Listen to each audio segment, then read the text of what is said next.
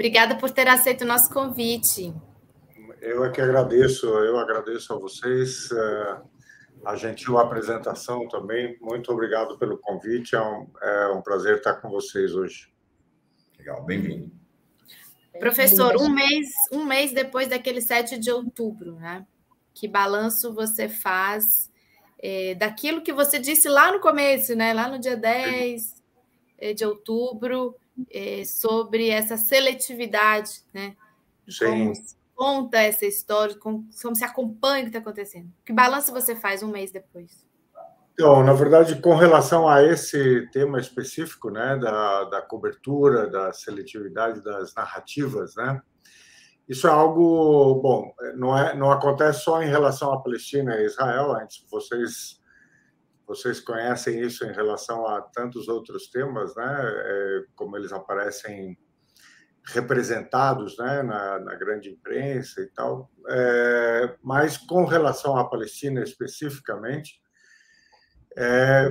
na minha experiência pessoal e desde criança praticamente, uma das coisas mais fortes contra as quais você tem que lutar é essa possibilidade de representar uma narrativa diferente dessa que predomina, né? Então, a gente vê isso imediatamente, aquela coisa do direito de Israel, a defesa, né?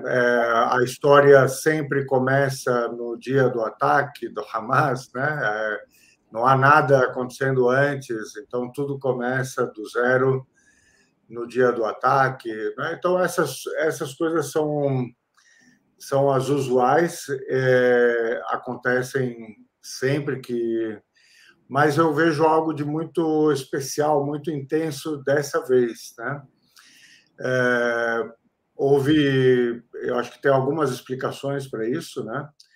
O ataque do dia 7 foi realmente algo sem precedentes, assim, foi de uma força, de uma importância, né, na história do conflito ou da questão palestina, que trouxe uma reação extremamente violenta do outro lado, né?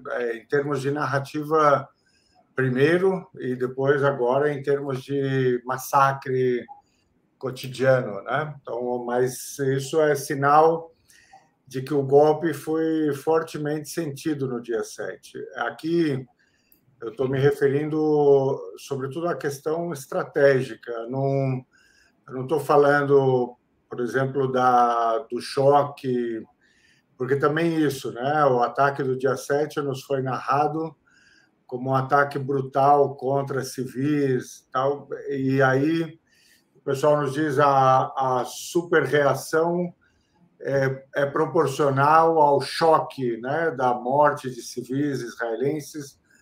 Essa história, para mim, se ela é verdadeira, ela é muito parcialmente verdadeira, sabe? A gente ainda não conhece toda a história do dia 7, detalhes começam a aparecer agora, mas eu sei que o essencial do ataque foi contra instalações militares e foi muito bem sucedido contra as instalações militares. Então, na verdade, o choque vem da revelação da fragilidade militar israelense. Eles descobriram uma fragilidade que os está fazendo reagir muito fortemente. E isso se combinou com outros fenômenos, né? Essa coisa que a gente conheceu nos últimos anos na política brasileira, mas também no mundo, de que está todo mundo convencido da sua própria verdade, absolutamente intolerante para ouvir qualquer coisa que sabe, discorde um pouco, né, ou que desvia um pouco. E, claro, quando você tem um poder político importante, você reage de modo a tentar garantir que só a sua narrativa seja ouvida, né? Então, acho que isso explica o que a gente viu na cobertura e explica o que aconteceu comigo pessoalmente, né, em termos de alguma perseguição por conta de um artigo que eu acho que pouca gente se deu ao trabalho de ler, sabe? Eu acho que houve mais assim, usou uma imagem e essa imagem era suficiente para já me acusar das piores coisas, né?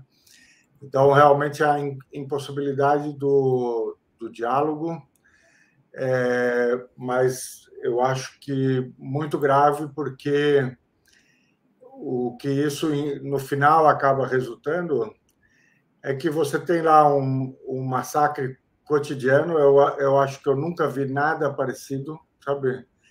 Nada parecido em termos de gravidade, em termos de indecência, sabe? Mas, mesmo assim, você tenta acobertar isso com uma narrativa, sabe, totalmente confeccionada, totalmente...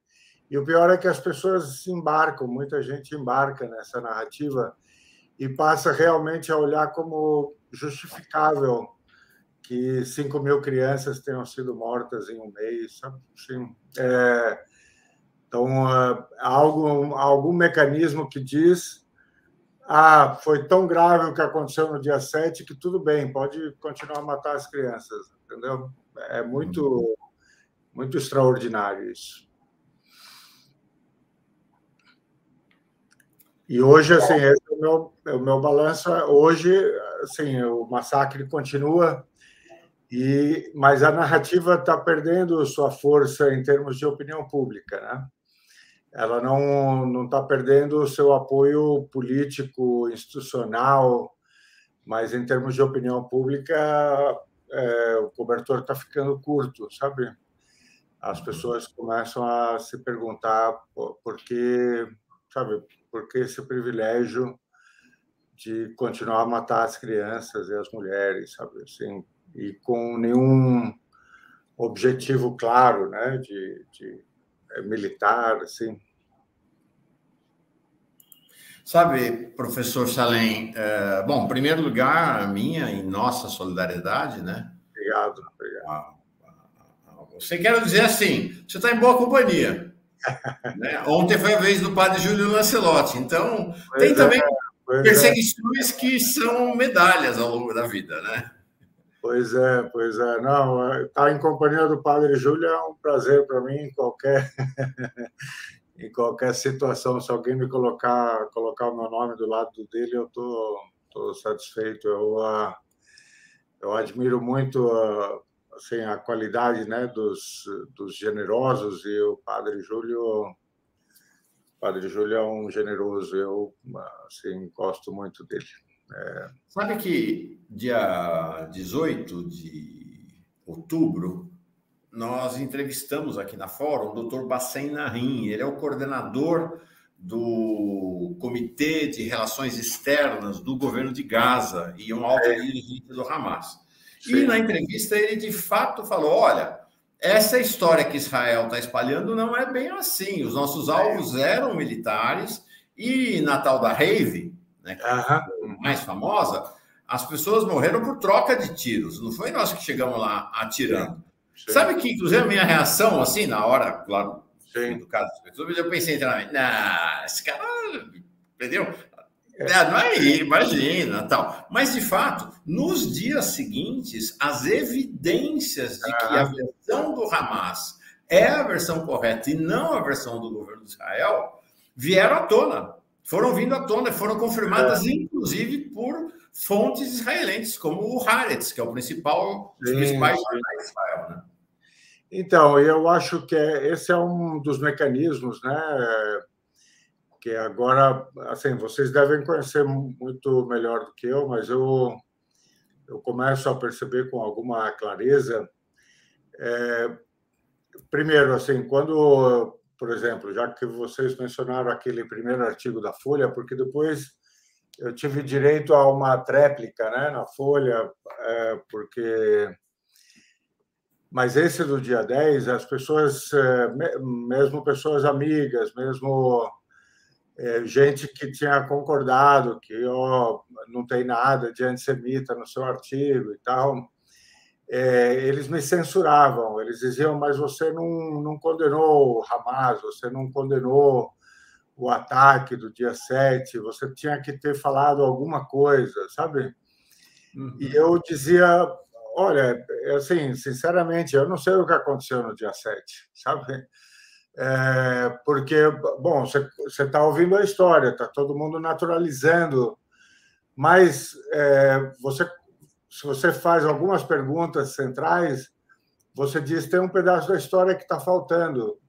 Porque, por exemplo, Israel foi aumentando o número de baixas, né, do dia 7. Eles primeiro reconheceram 600, depois...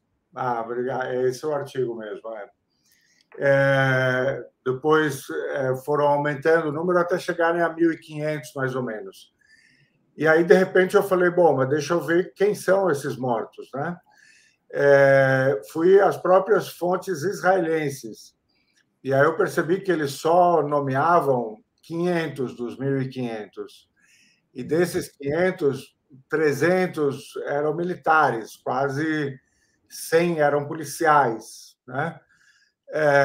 Então, eu pensei, bom, tem algo aqui, sabe, falta saber os outros 1.000. A gente não é uma questão de já inocentar o Hamas, ou, sabe, mas é uma questão de não saber. Então, eu vou condenar pelo quê? Sabe, assim, se eu não sei o que aconteceu na rave, o que aconteceu nos kibbutz e tal.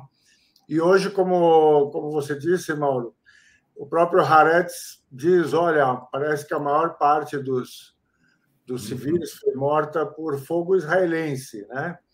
Que os israelenses reagiram muito, sei lá, assustados, confusos, etc. Que foi o que o Dr. Bacen falou aqui. Ele Exato. disse exatamente isso. Só saiu isso, pelo que eu vi num outro canal, o Grey Zone, né? Que só saiu no Haaretz em hebraico, não saiu em outras. Então, ontem eu fiquei sabendo que a Letícia Sabatella teria postado uma informação assim e que estava sendo notificada pela CONIB, porque... Então, é isso, você tem uma informação que você sabe, você diz honestamente, eu preciso descobrir mais sobre isso, eu preciso conhecer a verdade, eu preciso saber o que aconteceu, para depois, digamos, me posicionar, né, sobre a natureza do ataque, sobre quem que eu vou condenar, pelo quê, né? E a outra coisa é que se pede que você naturalize, assim, é como se houvesse um pedágio a pagar. Se você não condenar o Hamas, se você não começar condenando o Hamas, você não pode falar nada, entendeu? E aí te colocam diante da seguinte armadilha, né? Se você condenar o Hamas, você está praticamente dando razão a Israel, porque o Hamas é o malvado, é o terrorista, então Israel pode fazer o que quiser. Se você disser, não vou condenar o Hamas, aí o pessoal vai dizer, você é o terrorista, né? Então a gente não precisa ouvir o que você vai falar, entendeu? Então, de algum modo, a coisa é posta não para incentivar o debate honesto, aberto, sobre o que é o Hamas, quem é o Hamas, ou é mais uma armadilha para que você caia assim, para que você seja o assunto e não mais o massacre, entendeu? Não mais as crianças, não mais o apartheid, certo? Então, isso é o que eu coloquei nesse segundo artigo, né? Que é um pouco isso. Você passa a ser o assunto porque você precisa se defender. Não, eu não sou terrorista. Não, eu não sou antissemita, sabe? E vamos deixar passar a conversa sobre o apartheid, né? E isso é que eu acho que é fenomenal, porque as pessoas dizem, por exemplo, você não pode deixar passar sob silêncio o ataque contra civis no dia 7. Mas aí você pode fazer a pergunta, você estava deixando passar sob silêncio um apartheid no século XXI, sabe? Você não estava achando isso preocupante, né? Mas quando o prisioneiro vai lá e se revolta, né, e usa de violência contra o seu contra o seu carcereiro, né? Aí você diz, não, tem que condenar a violência do prisioneiro. É uma guerra de narrativas, assim, muito... Eu nunca vi nada parecido. Assim, eu já dizia que, durante a guerra da Ucrânia, eu já não tinha visto nada parecido, né? Porque eu achei que eu nunca veria o dia em que alguém proibiria Dostoiévski, né?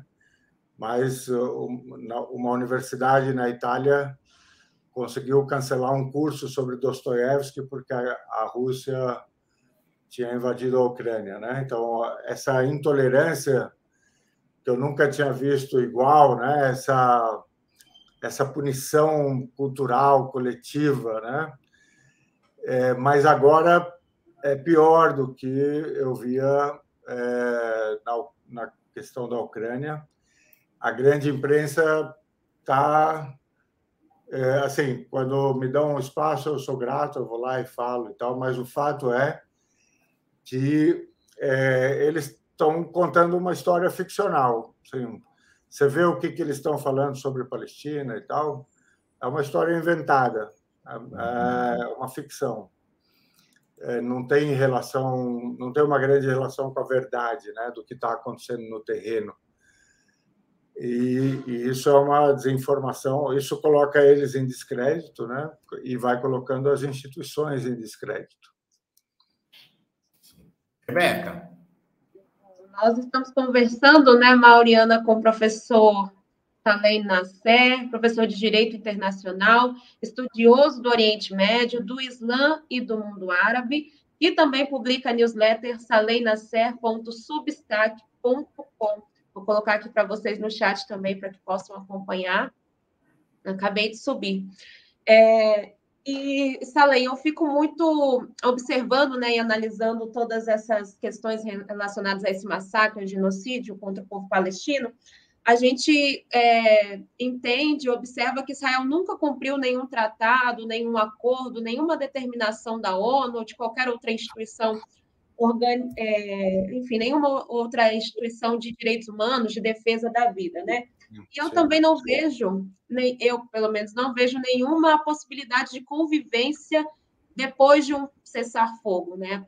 A nossa questão principal agora é um cessar-fogo, mas o que a gente pode esperar em relação ao direito dos povos palestinos após um cessar-fogo?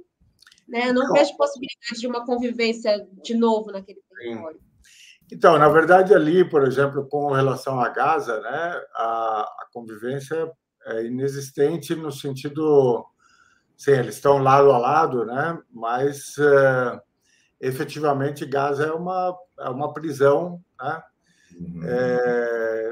Perfeita, assim, ao céu aberto, 2.300.000 moradores, né?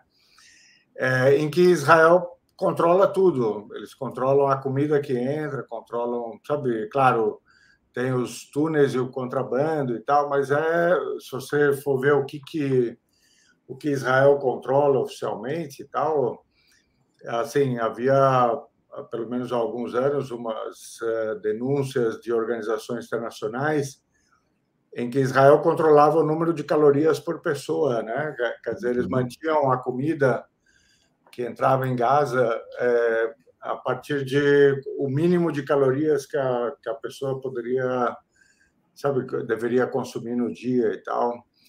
Então, ali é uma não convivência, é uma prisão mesmo, é uma relação de carcereiro e prisioneiro, né? Na Cisjordânia, a relação é um pouco mais existente, né? Digamos, de interação e tal, mas num sistema propriamente falando de apartheid, né?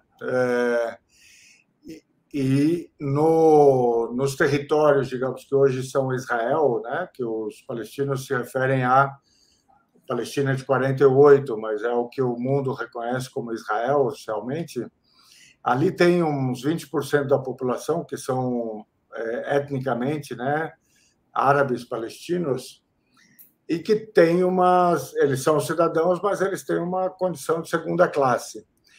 Então, as organizações internacionais, como a Anistia Internacional e e Human Rights Watch e tal, já reconheceram, aliás, levaram tempo demais para reconhecer, mas reconheceram nos últimos 3 anos, que há um apartheid em todos os lugares, quer dizer, tanto em Israel propriamente, quanto nos territórios ocupados, quanto em Gaza e quanto em relação aos refugiados que estão espalhados pelo mundo.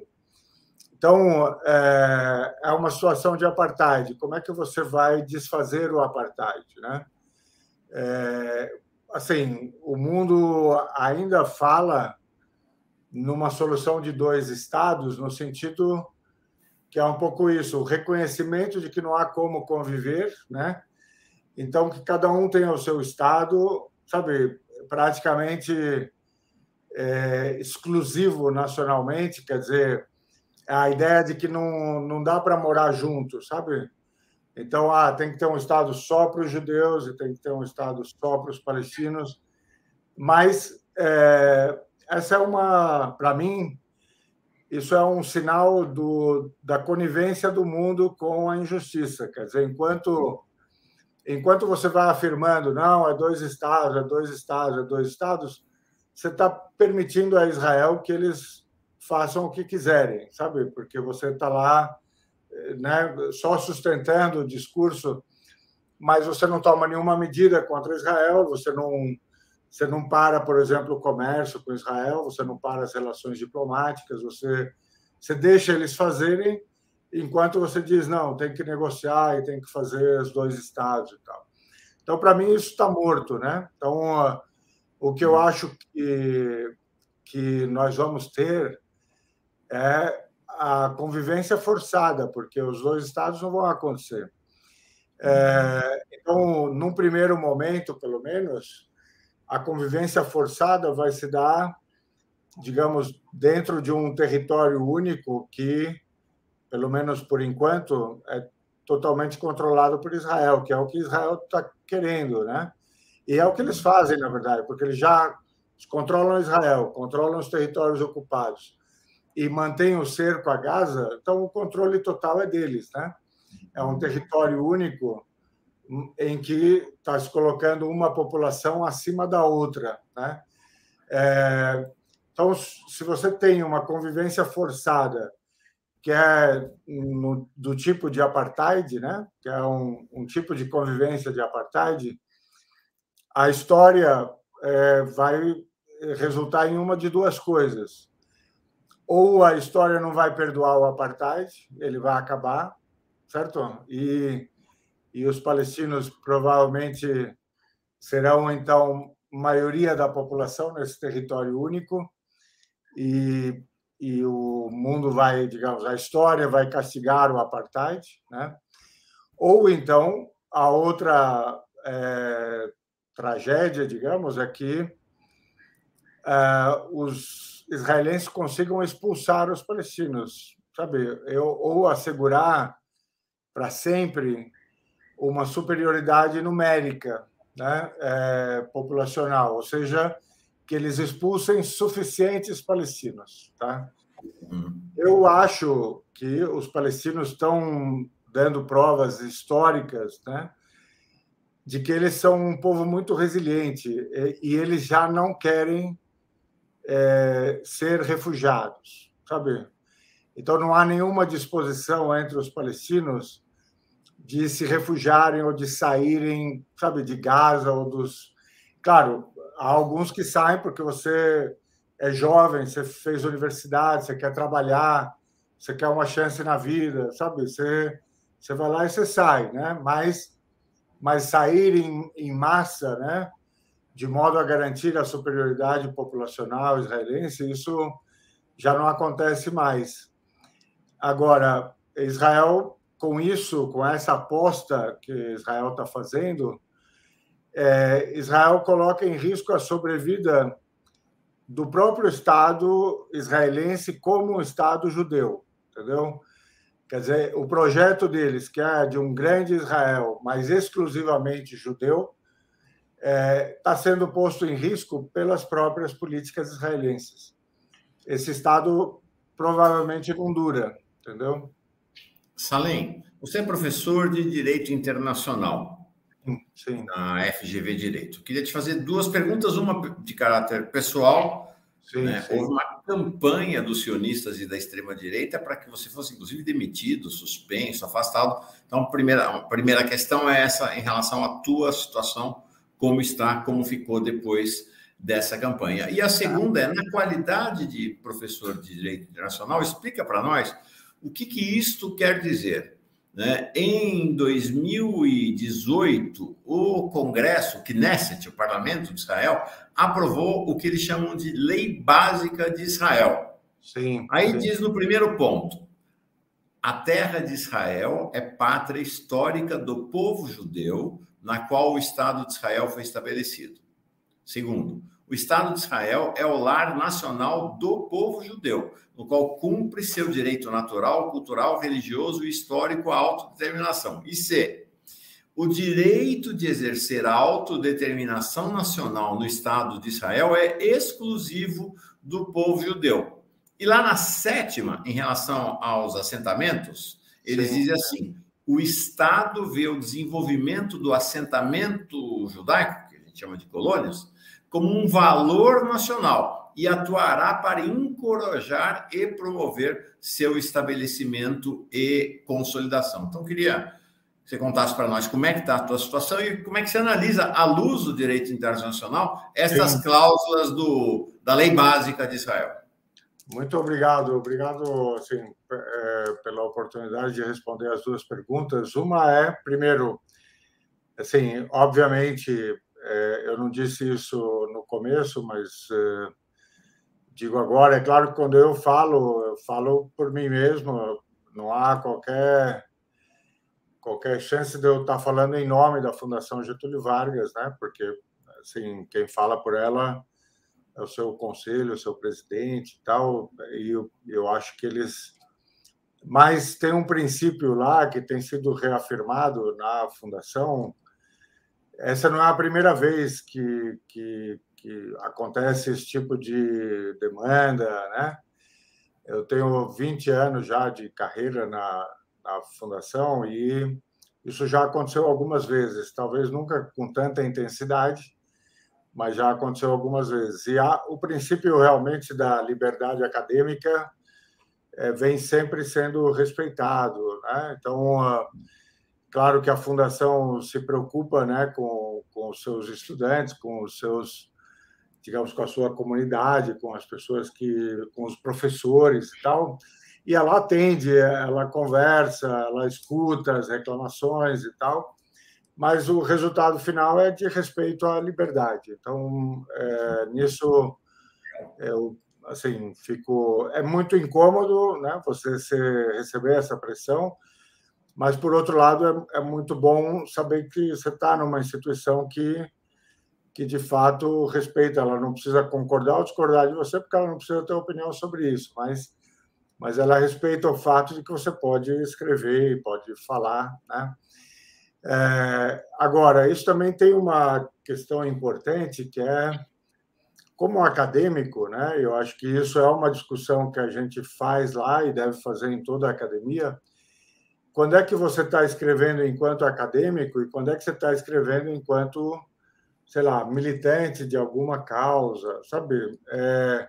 Então, será que dá para separar as duas coisas? Tal? Eu, pessoalmente, me vejo mais como alguém que escreve, mesmo sobre a Palestina, mais como um acadêmico do que como militante, sabe? Assim, porque eu acho que, sendo professor de direito, eu tenho uma responsabilidade que o militante, sabe, não tem, porque eu justamente, meu fazer é acadêmico, sabe? Eu não faço outra coisa, então posso ser militante sem me responsabilizar pelo que eu digo, por exemplo, sobre um crime de guerra ou sobre crime contra a humanidade e tal. Ou seja, faz parte do meu assunto. Eu não posso falar qualquer coisa só porque eu milito, né? Então, assim, a situação foi contornada e tal, realmente houve bastante pressão, mas está mantida a liberdade e eu acho isso muito importante, né? Agora, com relação à lei básica, e essa é uma lei básica da nacionalidade, né? Você sabe que Israel, assim, como sistema, ele foi muito bem pensado, assim, foi muito bem pensado no sentido, foi profissionalmente pensado, sabe? Então, quando eles fundaram o Estado de Israel, havia discussão sobre ter ou não ter uma Constituição. E a opção do Ben-Gurion foi de não ter uma Constituição. E a razão para isso é que, se você tivesse uma Constituição, o que a Constituição normalmente tem? Ela tem a distribuição do poder do Estado, né, entre os vários órgãos, ela organiza os poderes e ela reconhece direitos fundamentais. Então, se você tivesse uma Constituição em que você reconhecesse direitos fundamentais a todos os cidadãos, a toda a população no território, você estaria obrigado, naquele momento, né, em que ainda a população majoritariamente era palestina, depois ela vai ser expulsa ao longo da guerra, né? Metade da população palestina vai ser expulsa em 48, 49, mas mesmo assim você tinha um contingente muito grande de população palestina que você dizia, bom, vou reconhecer os direitos fundamentais iguais, né, do Estado democrático e tal. Então eles optaram por leis básicas, são várias que eles têm ao longo da história, para ir afirmando essas coisas, digamos, mais importantes, mas sem carregar o peso, digamos, de uma Constituição. E essa lei básica de 2018, que é a lei da nacionalidade, aí você vê que é um pouco isso. Israel confessa os próprios crimes, sabe? Isso é confissão do crime, né? Primeiro, porque quando você se refere à pátria histórica, por exemplo, do povo judeu, você já está dizendo que Israel necessariamente vai incluir a Cisjordânia, porque a pátria histórica, que seria dos hebreus, ela é, na verdade, a Judéia e a Samária, que hoje é Cisjordânia, não é Tel Aviv, sabe? Então, daí também a referência aos assentamentos, né?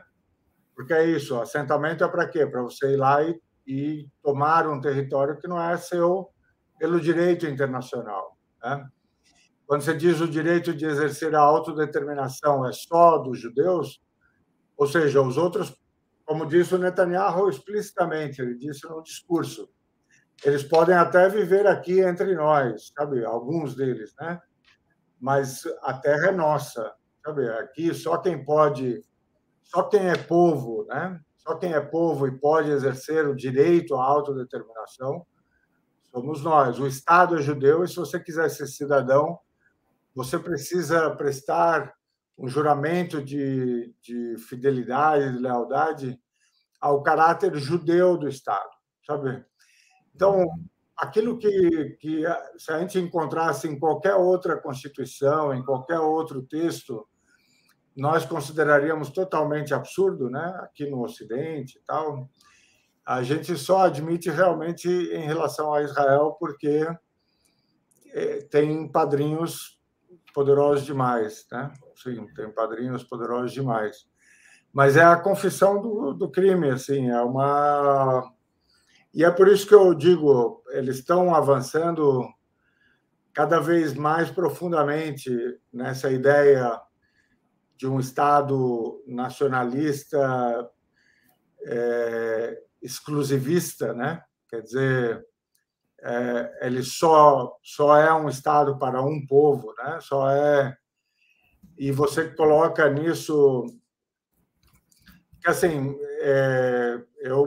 a gente é forçado a ser. Às vezes você vê na imprensa, o pessoal fala indiferentemente, né? Eles usam Israel ou o Estado judeu.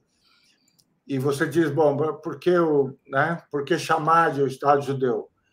Na verdade, é porque o próprio Israel, eles mesmos dizem, bom, isso aqui é o Estado judeu, né? Quer dizer, em que sentido um Estado é judeu? Eles estão dizendo para você que é um Estado apenas para os judeus, certo? Isso é o que está na lei aí, não é que a gente está acusando eles de algo, sabe? Está na... isso quer dizer que necessariamente os demais, os não-judeus, né, estão excluídos de alguma coisa. Né? Enquanto você aprofunda isso, você tem uma grande armadilha com a qual você tem que lidar, que é a armadilha demográfica. Um Estado para os judeus não pode ter um número significativo de não-judeus. Né? Então, você se vê, entre aspas, forçado a expulsar o não-judeu. Né? Você não pode ter mais não-judeus do que judeus. Né? E isso é a grande armadilha que Israel está. Quer dizer, eles hoje falam,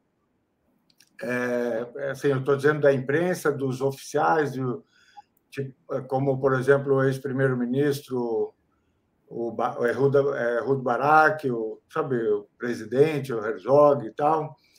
Eles escreveram recentemente nos jornais israelenses sobre uma coisa que a gente aqui não trabalha muito, que é o complexo dos 80 anos, né? Ou a maldição dos 80 anos. A ideia de que houve 2 vezes na história um Estado para o povo judeu e nenhum dos dois durou mais de 80 anos. E que esse agora está chegando próximo dos 80 anos, porque ele completa 80 em 28, certo? 2028. E eles estão dizendo, talvez estejamos vivendo a maldição dos 80 anos, e aí, entre as coisas que eles temem, está a bomba demográfica, quer dizer, um dia seremos minoritários, né? Ou então, quando acontece um ataque como o do dia 7, eles percebem a fragilidade militar e eles dizem, será que isso é a maldição dos 80 anos, sabe? Assim, chegando. Tá? Por isso é que eu digo que o melhor que Israel poderia fazer agora, para os próprios interesses, né? É dizer um Estado palestino já, sabe? Assim, Estado palestino já, na Cisjordânia, em Gaza, de verdade, né? Acabar com os assentamentos e tal. Não vai acontecer, mas eu acho que é o melhor que eles poderiam fazer. Né?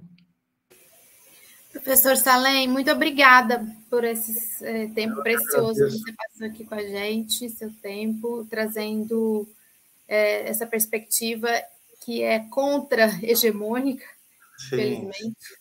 Mas, assim, eu espero que seja bastante racional e eu estou bem convencido de que, sabe, tem suporte nos fatos e nas regras do direito internacional, mas eu agradeço muito pela oportunidade, foi um prazer.